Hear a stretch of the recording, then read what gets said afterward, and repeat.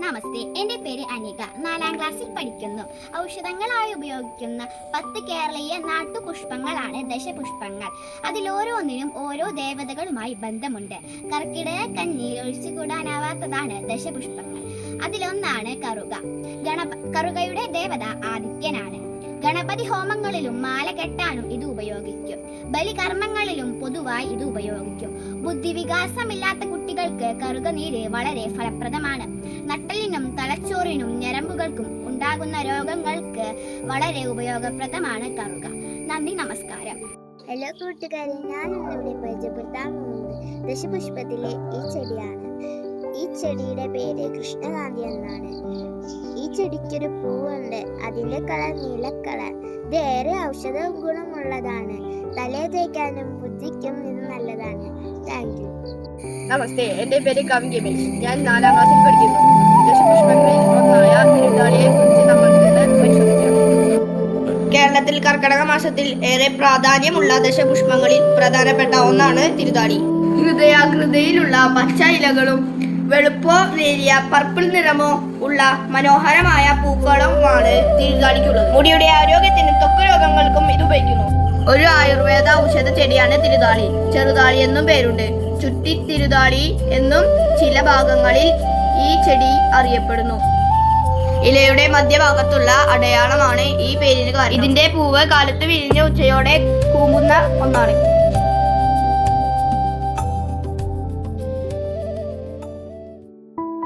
Namaste, I M ദേവാൻ from grade 3. ദശപുഷ്പങ്ങളിൽ ഒന്നാണ് പൂവാങ്കുരുന്ന. പല രോഗങ്ങൾക്കും ആരോഗ്യ പ്രശ്നങ്ങൾക്കും സഹായിക്കുന്ന ഇവ നമ്മുടെ തൊടിയിലും റോഡിലും എല്ലാം ധാരാളമുണ്ട്. പൂവാങ്കുറുന്നലയുടെ ശാസ്ത്രീയ നാമം സയാന്തിലയം സിനേറിയം.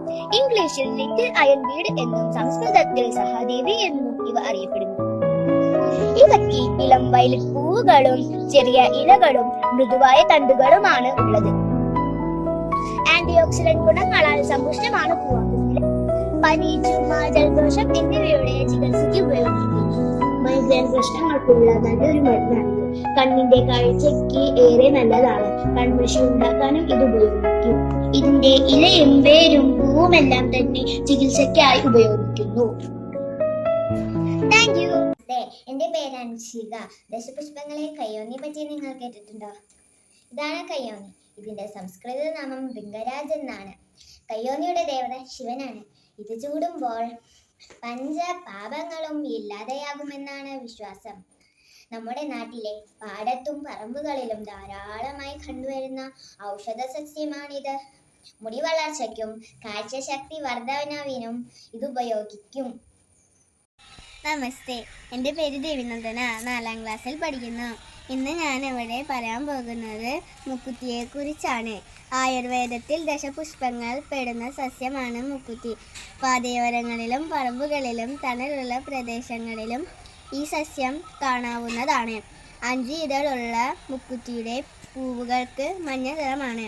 ഈ സസ്യം പൂർണ്ണമായും ഔഷധ നിർമ്മാണത്തിന് ഉപയോഗിക്കുന്നു. മുക്കുറ്റിയുടെ രുചി കയ്പാണ്. പനി, ചുമ, വാതം, പ്രമേഹം, അൾസർ തുടങ്ങി നിരവധി രോഗങ്ങൾക്ക് മരുന്നായി മുക്കുറ്റി ഉപയോഗിക്കുന്നു. ഒരു കൊല്ലമാണ് മുക്കുറ്റിയുടെ ആയുസ്. Thank you. നമസ്തേ, നിലപ്പന ഇതൊരു ഔഷധ സസ്യമാണ്. ദശപുഷ്പങ്ങളിൽ ഉൾപ്പെടുന്ന ഒരു ചെടിയാണ്. ഏറ്റവും പ്രചാരത്തിലുള്ള സംസ്കൃത നാമം താളമൂലി. പനയുടെ രൂപത്തിലുള്ള ഒരു പുൽച്ചെടിയാണ്. പൂക്കൾക്ക് മഞ്ഞ നിറമാണ്. ഇതിന്റെ കിഴങ്ങാണ് ഔഷധമായി ഉപയോഗിക്കുന്നത്. നന്ദി. ദശപുഷ്പത്തിലെ ഒന്നാണ് ഉഴിഞ്ഞ. സംസ്കൃതത്തിൽ ഈ സസ്യം ഇന്ദ്രവല്ലി എന്ന് അറിയപ്പെടുന്നു. ഉഴിഞ്ഞയുടെ ഇല, വേര്, വിത്ത്, സമൂലം എന്നിവ ഔഷധ നിർമ്മാണത്തിൽ ഉപയോഗിക്കുന്നു. പള്ളി ഒഴിഞ്ഞാൽ, പാല് ഒഴിവം, കടുത്തുകുന്നി, ജ്യോതിഷ്മതി എന്നെല്ലാം പേരുകളുണ്ട്. ഇവയുടെ ശാസ്ത്രനാമം കാർഡിയോസ് പെർമം ഹലികാകാപം. Thank you. മമ നാമ അഗൻഷ ഫിനിസ് ഫ്രം grade 3. ദശപുഷ്പങ്ങളിൽ ഒന്നാണ് ചെറുവിള. നമ്മുടെ കേരളത്തിൽ സാധാരണയായി കാണപ്പെടുന്ന കുറ്റിച്ചെടിയാണ് ചെറുള. നമ്മുടെ ശരീരത്തിന്റെ വിഷാംശങ്ങൾ നീക്കം ചെയ്യാനും വൃക്കരോഗങ്ങളെ തടയുവാനും മൂത്രത്തിക്കല്ലിന് പരിഹാരം ഉണ്ടാക്കാനും വേര്, തണ്ട്, ഇല എന്നിവ ഇതിനായി ഉപയോഗിക്കുന്നു. ചെറുളയുടെ മറ്റൊരു പേരാണ് ബലിപ്പൂവ്. ഇതിനെ സംസ്കൃതത്തിൽ വിളിക്കുന്നതാണ് ഭദ്രാൻ ഭദ്രിക. നന്ദി, നമസ്കാരം. നമസ്തേ, my name is Adilaksha. I am studying grade 3. ഇന്ന് ഞാനിവിടെ പറയാൻ പോകുന്നത് മുയൽച്ചെടി എന്ന ഒരു സസ്യത്തിനെ കുറിച്ചാണ്. കേരളത്തിൽ കണ്ടുവരുന്ന ഒരു ഔഷധ സസ്യമാണ് മുയൽച്ചെടികൾ.